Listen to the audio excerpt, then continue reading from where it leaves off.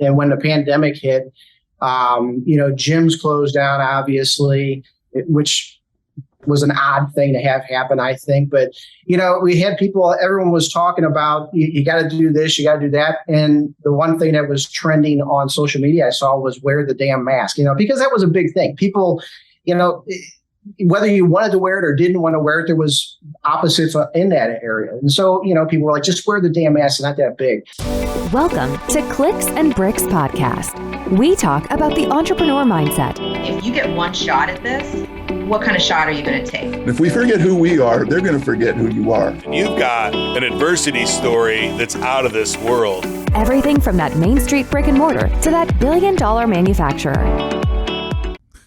Welcome back to Clicks and Bricks. Today we've got Jeff Bettag with us. He is the founder of EatTheDamnSalad.com. He's also been the owner of a Juice Plus, I think. I'm not sure I got that right, so we'll let him verify that once he comes on. So he's been a serial fitness entrepreneur for over 19 years. How you doing today, Jeff? I'm doing well. Thanks. I did a little bit of introduction for you. I probably butchered it a little bit. Before we jump in and start talking about your story, just give us a quick rundown of the two businesses that you're running today. Sure.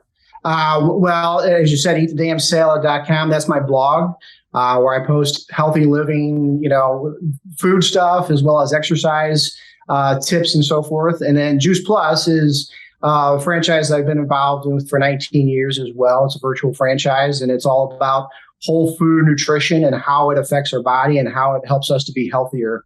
And that's really what everybody needs to be doing. Everybody across the board needs to be thinking about protecting their best asset, the body that they were given at birth, and we abuse it and don't take care of it through our entire life. And Lord knows I've been guilty of that more than most. But as a business owner, I think it's really important to make sure that you're maintaining good fitness and balance, nutrition and exercise. And I've always scratched my head because I see business owners on both sides of the fence. I see business owners that understand the standard operating procedures for business, and I see fitness people that understand the standard operating procedures for fitness. A lot of fitness people can't run a business. A lot of business people can't seem to get fit.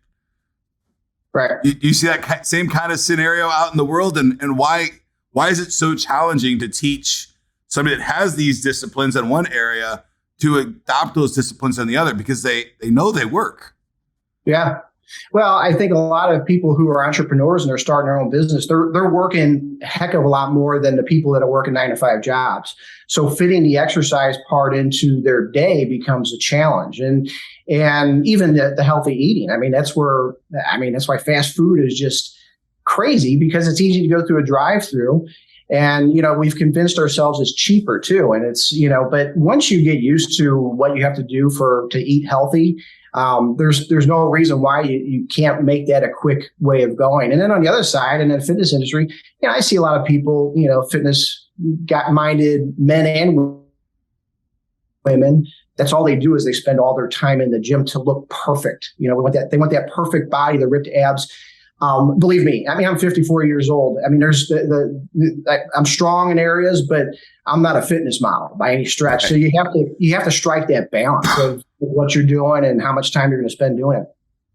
Balance is a really important word on both sides of that spectrum, right? You've got to have balance in your fitness, and you should have balance in your business. I know a lot of people, they put their head down and then just keep going. But I can promise you at some point, if you're doing that, it's going to catch up with you. And caught up with me in nearly catastrophic, or it was catastrophic ways. Luckily, it wasn't fatal ways. So it's really, really important to do these things. Let's go way back 20 years ago, right? You're out of, maybe a little more than 20 years ago, not too far past that though. You're out of college, you're doing some personal training stuff. Walk us through the story of from personal trainer to the first franchise that you bought. Well, even out of college, it took me a number of years to become a personal trainer. Fitness was always a part of my life as far as weightlifting goes. And I didn't become a trainer until I was 30 years old. Oh, wow. At that point, I was strictly into exercise. I didn't know much about eating because I wasn't overweight or anything like that. So I didn't necessarily have to touch on it. Well, I was introduced to Juice Plus as a franchise, which is all about whole food nutrition. Again, I didn't really know what it was. But one thing that the 19 years I've been with the company, I mean, even going to lectures by doctors today, I still learn something about nutrition because we're learning more about that. So, what it was attractive to me with the franchise with Juice Plus, because it wasn't like a normal franchise. I didn't have to buy a building and, do all this stuff. It's called a virtual franchise. So that was very attractive to me in the fitness area because I was doing personal training. And I didn't necessarily have a ton of time to be able to, if you open up a restaurant franchise, you're going to be spending all your time there. So that's why it was attractive to me with that. But then the part about the nutrition was educating me even more, because I could tell my clients, hey, you got the exercise part. Here's why you want to do the nutritional end of it too. Absolutely. And together they are a juggernaut of potential, right? You could destroy yourself on either side of that fence and not get the results that you want. But if you can put those two pieces together, fitness and nutrition, then you're really crushing it. Just like in business, if you can put finance and marketing together, then you've got a really nice little growing business. So both things are wildly, wildly important. Mm-hmm. So you've got this franchise, and it's a different franchise than a lot of places because you don't have a brick and mortar store. This is 19 years ago, right? Mm-hmm. So how have you seen the market change? 19 years online sales, right? I'm assuming, are you doing online sales? That's the majority of Juice Plus? Yeah. I mean, there's a corporate office, but everything goes, I have a virtual office that I go into, put orders into, and work with Juice Plus. Yeah. How has the order and lead generation process changed for you over the last 19 years in this online sales of, is it similar to supplement line sales, or is that different model for the marketing side? For what do you mean supplement line? Maybe I'm not familiar with. So I deal with more people in the supplement sales world, which is really, really highly aggressive and really, really narrow margins. I'm curious if the Juice Plus is a similar model to that. Maybe somewhat. I mean, it's a whole food supplement. It's not going to be, you're not going to find it in stores or anything like that. I mean, it's specific to the distributors that are out there. But yeah, I mean, it's changed. Back when I started, we used to hand out CDs and pamphlets on the product itself, right? And I mean, that's just non-existent anymore. I've cleaned out drawers that have, tons and tons of CDs. They're great CDs, but it's all, it's all on YouTube. It's all, virtual. So all of that changed completely. I mean, people, you're not gonna get someone to say, hey, listen to this CD. But, if I shoot a video from YouTube to their phone, that they're going to watch it that way. Yeah, it's crazy the amount of media that we used to have to change hands, right? I remember in the late 90s, I was literally stuffing envelopes with CDs with Netscape browsers on them with already put in links for them, right? To send them out and stuff like that. It was absolutely, in the late 90s, it was probably floppy disks. But it was an investment too. That's what you invested in, It was a huge investment. Yeah. I mean, our franchise, our corporate franchise had it all there. I didn't have to do anything to replicate it. It was just, I just had to order it, but it was an investment. Right. And so today you see that the investment of the hard media is gone. I guess your franchise invested in the creation of all the media and creation of all the content, which is really can be expensive, but it also can be very affordable. Absolutely. I mean, you have to have the social media part of it now. I mean, you can't not be on Facebook or Twitter or any of those things. I mean, you can dislike it, but if you want to be competitive, you have to have it, right? Right. But the other thing that Juice Plus had invested in from the beginning, which is unique in the supplement world, is research. They don't advertise in magazines or anything like that. What they did was they got scientific research that backs the product up. And that's where their investment goes to. And that's one of the big reasons why I enjoy, I've been with them for 19 years and I got with them, is because I didn't see another supplement that had that took that route. Every other supplement has, an athlete or something like that, which is important. Don't get me wrong. We have our share of professional athletes that take it, but the what they talk about is why they got started with is because of the research. So that's where their investment went to, as well as, the social media platforms, putting everything from CDs onto like a YouTube channel. Right. Wonderful. So 19 years in the supplement industry, that's a long time. I'm sure you've seen a lot of ebbs and flows. Do you have any, like with the franchise or the virtual sales stuff, do you have any stories of where you were just like, and I cannot believe that just happened to us?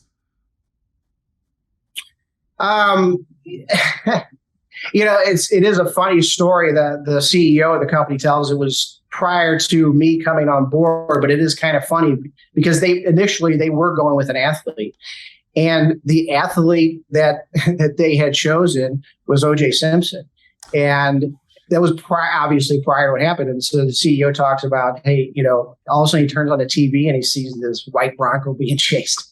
And there was the guy they were going to have as the face of the franchise. And they took they took the route of, okay, we're going to go away from that into the research. So, hopefully anybody who gets into a franchise with a company, you hope, and that's what I learned from our higher ups in the company is they're willing to admit, okay, this was a bad route to take. Let's go this way. And, so that was like that moment for them. And, hearing that story from my end of it, it was like, okay, they know what they're doing as far as they wanted to get away from that and go into the other direction. Just like those CDs that you had to throw away, they had to throw away a contract that was potentially happening to throw it out. And we can just talk there for a second. This is a big one that I've made this mistake so many times in my career. I've invested a lot of money or time or energy or something into a solution or a product or something, and it just didn't work. And then that stupid thing sits on my shelf for years, and I move it like, oh man, we might do this. This might be valuable one day. And I move it, and then like 7 years later, I end up throwing it away. So I move it 7 times, and then I end up throwing it in the dumpster later. But it's so important to realize, to have the ability to say, you know what, this is a failed project. We're going to put it away. We might look at it later, but we're going to move on to a different direction right now. And stuff like CDs and floppy drives and ditching a spokesperson that just had a really bad day are all part of those sunk costs, right? You just got to move forward, let those things die behind you, die on the vine, and keep moving forward. It's really, really so important to be able to do that in this, in any business, in any industry. So it's really cool. So you're chugging through, you've got the supplement line, and then pandemic hits, and then you start a blog, eatthedamnsalad.com. Can you tell us a little bit about the why you went to, hey, I'm going to start this blog, and then, what that has done for you in your business? Yeah. So, anytime I'm a big believer in multi-streams of income, and, especially in the fitness industry, sometimes you have to be. And when the pandemic hit, gyms closed down, obviously, which was an odd thing to have happen, I think. But, we had everyone was talking about, you got to do this, you got to do that. And the one thing that was trending on social media I saw was wear the damn mask, because that was a big thing. People, whether you wanted to wear it or didn't want to wear it, there was opposites in that area. And so, people were like, just wear the damn mask. It's not that big. Well, I just started putting out there on different posts, eat the damn salad. And I had a couple people that just kind of commented to that, they were kind of joking about it. And I had a friend who, ended up hashtagging it. And so I went and I looked at the domain, and of course, who's going to have eatthedamnsalad.com? So I bought the domain, and I had a blog, that I was kind of messing around with. So I just attached it to that. And it's a great way for me to, I can share about healthy eating. I can share about Juice Plus. I can share about exercise on that blog and have it, under one roof of Eat the Damn Salad. And, again, I get so many comments from people that just kind of, they laugh about it, but they're like, you know what? Every time I hear eat the damn salad, I go and I start making a salad or something along those lines. So it's very catchy. Even in the Juice Plus world, there's a lot of people and they all comment about it too, because it's just, it's just a message to, everyone has to do it. Everyone has to eat a salad at some point in your life. And, it's not a big deal. Just like if you're saying it's not a big deal to wear a mask. Right. I think it's really important for business owners across the board. If you're just getting started or you've been doing this for a long time, either way, to understand some of the nuances of what you ended up creating to support your other brands and create your other streams of revenue. Mm-hmm. I'm making an assumption here. Obviously, you can promote your fitness industry, your fitness stuff. You could support your fitness equipment and use that as a vehicle to sell products and services. Do you also utilize that as a vehicle for affiliate programs? Do you also use eatthedamnsalad.com to help you get residual revenue from affiliate programs? Oh, absolutely. And that's the goal is, and I've started, meeting with other people in other areas of health and wellness to kind of, to share to my blog. Right. And to expand that out into like yoga. I have a friend who does a karate studio that they can share their stuff and, put it out as Eat the Damn Salad, and I'm helping them and they're helping me. So, it's a great way of, once you build up anything you're doing with a blog, once you build up the right amount of audience, right. You get people that want to advertise too. So it is, that's the residual part of it. Yeah. So just to give the audience some ideas here, to have a blog, you can spend $3 to $5 a month on the hosting of the blog and $10 or $15 for the domain name a year. To have a blog that has like built-in shopping experiences, you're talking $20-$25 a month, right? Nothing too crazy. So to start a business, really you need $25 a month and some time, right? And a passion to do something. Right. What I really like to do, and I'm a huge advocate for this, yoga is a perfect example, right? You have a yoga blog and you yoga blocks and yoga mats. Every yogi needs one. All you have to do is take your affiliate links in the beginning and start promoting their products. And when you find a product that sells, then you can go and do a wholesale deal, buy a whole bunch of yoga blocks, put them in a warehouse somewhere, and really crank your margins. So having a blog, having a YouTube channel, having any of those things that support another line of business, you can also use that to create new opportunities for your business, new revenue opportunities for your business. So I think I don't know how a business today is running without a private, personal, like a corporate blog about what they're doing. Right.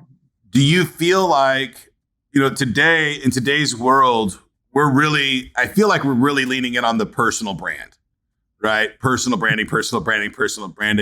But you chose to create a different brand, Eat the Damn Salad. Were you conflicted there? And this is it happened organically for you, right? Kind of. Which I think is to me, when it happens organically, I know it's just a better result at the end of the day when I'm trying to push something through. But were you conflicted in that decision, or was it just that this is the right move to go forward?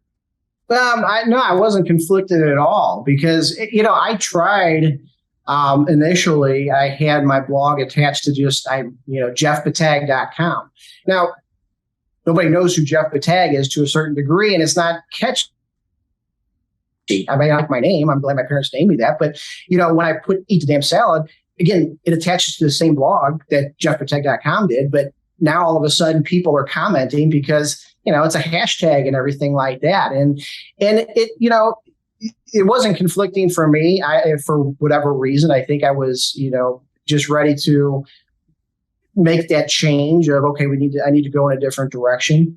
And I didn't have a problem with it, but it was easier to, come up with a logo. And even that, everything you see on my site, it's pretty raw. I've done most of this stuff myself.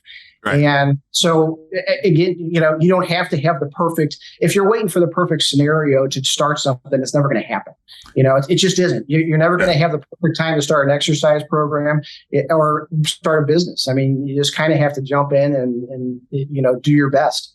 Right. And we live in a world today with YouTubers like Mr. Beast showing us hands down that the content doesn't have to be wildly polished. It just has to be uniquely you, right? And accurate, right? It's got to be accurate, good content, but it just has to be uniquely you, right? And amateur content today is being consumed. I mean, TikTok is nothing but amateur content, and it's the largest website on the planet today, right? So this mindset of I have to do X, Y, or Z before I can do this next project, to me is just same on the fitness side, right? I've got to get fit before I can go to the gym. What the hell are you talking about, right? You just got to go to the gym and start eating right, and that's how you do it. But it's so bizarre to me, some of the brain tricks that we play on ourselves to not move forward, right? Like we could lie to ourselves to stop moving fast. Right. Yeah. And sometimes you just have to be brave enough. I mean, you see that I know a lot of people that are earning money on TikToks and on real, because they've overcome their fear or their self-consciousness, because that's what most of it is. I mean, people are like, I don't like to see myself on video. I don't want to do this or I don't want to do that. But I know people that, you wouldn't think are making a lot of money, but they're making money doing it. And it's just because they did something that someone else wasn't willing to do. That's much of a part of it. Absolutely. Jeff, eating the salad can be hard. Going to the gym can be hard. Making the decision to dump the .com that's your name and put a different name on your blog is a tough decision for a lot of people. When you're navigating through life and navigating through business, and you come to these moments in your life where you have to make a decision, and you know that the less immediate joyful decision is the right one, right? Like go to the gym, eat the salad. The endorphin dumping decision is not the right decision to make. Right. What tricks do you have in your pocket that help you make the right decisions more regularly? Well, again, as I said, I'm 54 years old. This isn't something that I just, as far as the healthy living part of it, isn't something I just started doing. It has to build, right? I mean, if you're a fast food junkie and eat chips all the time, you're probably not going to be successful changing tomorrow to a vegan diet. Now, that may eventually, change over time, but you do need to build. And it's the same way, with going to a gym. I mean, you're probably not going to go out and run a marathon. You might have to start walking a mile or a half a mile. And it all has to build up. I mean, we see, and again, it's where social media and TikTok kind of has hurt the health and wellness industry, is you see the fittest people on there as well. I mean, if you see some guy that has washboard abs and is all ripped up, this is the way you have to look. And this is what I do to look this way. That doesn't work for everybody. And it's not going to work for probably 99% of the people who are trying to fit 30 minutes 4 days a week of exercise into their busy lifestyle, and 30 minutes 4 days a week can be very beneficial for someone who's not doing a whole lot. Yeah. 30 minutes 4 times a week. That's a good routine for a lot of people out there, right? I mean, a lot of people don't do that, right?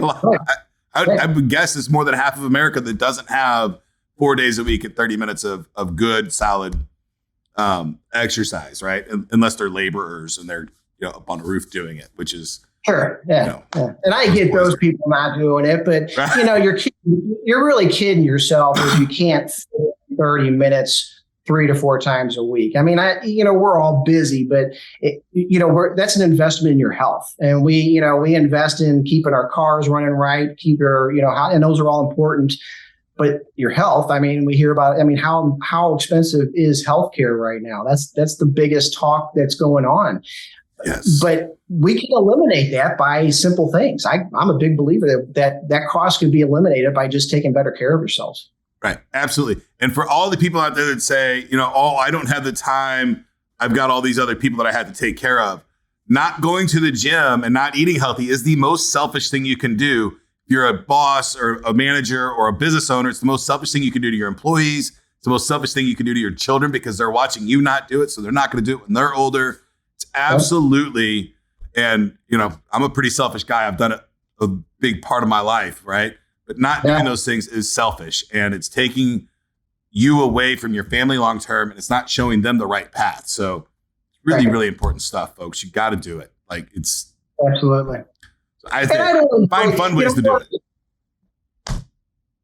Yeah, and I'm one of those people. I do actually enjoy exercise to a certain degree, but I don't enjoy every time I exercise. There's times I have to force myself to do it, and I get it. I understand that there's people that just hate exercise. I hate it, but you have to do it. I mean, there's things you hate doing, but you have to do it. Or, I mean, you don't have to, but you're going to have to deal with the consequences at some point too. Absolutely. Jeff, I've had a blast talking to you and learning about your business. If somebody wanted to work with you, what are the best ways for them to get in contact with you? The best way is obviously through my cell phone. I mean, I have that with me. I'm doing it. I guess I just give my number here, 314-724-9306. You can go to eatthedamnsalad.com. You can sign up to, like I said, I am revising that site so it'll be more user friendly, but you can sign up and follow that blog too and contact me. And that blog, you'll get health, wellness, holistic approach to wellness, I'm assuming. Right? Absolutely. It's, it's what healthy food does for us and exercise. Right. And if you're out there and you're thinking about this stuff, everybody's a little bit different. So you're going to find different people to really follow and lean in on their message. At the end of the day, the message is pretty similar, but it's just how it's delivered. So check out Eat the Damn Salad. Check out Jeff. If you're looking for supplements, right, he's got you covered there as well. So again, thank you for your time today, Jeff, so much. I very much appreciate it. Do you have anything that you would like to leave for the audience before we go? Well, kind of what I said earlier, there's not going to be a perfect time, to do it. And I remember a client of mine was a heart surgeon. And one thing he told me at one point is if people who are couch potatoes would realize the health impact on just getting up and going for a 5-minute walk had on them, it's so beneficial. You don't have to do everything, but just you have to do something. Wonderful. Thank you for your time today, Jeff. I very much appreciate it. Hey, thank you. That's it for today's show, folks. If you'd like to join my text line community, the number is 314-370-2871. All you have to do to join that text line is send me any question about business or technology. I'll do all the research and I'll give you an absolutely free, totally unbiased answer. Get to work.